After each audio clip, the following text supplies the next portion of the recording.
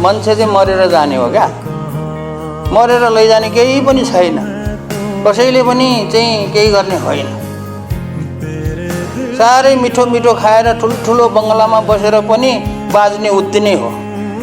झुप्रोमा बसेको मान्छे पनि बाँचेछ नि, उति नै वर्ष बाँचेको छ त।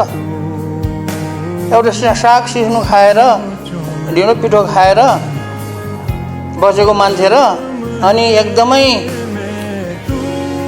झुप्रोमा के अरे एकदमै धनाढ्य व्यक्ति एकदमै मिठो मिठो खाएर राम्रो राम्रो लगाएर अनि चाहिँ आलिसन बङ्गलामा बसेर त्यो धेरै बाँचेको छ।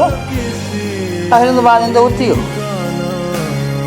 त्यसैले त्यो लोभ लालचाले चाहिँ देश नबिगारौँ। अहिलेको स्थिति आउने जेनजी आन्दोलन आउने, हामी धेरैले अब कतिपय हामी छौँ जेनजीहरूलाई दोष दिइरहेको छ।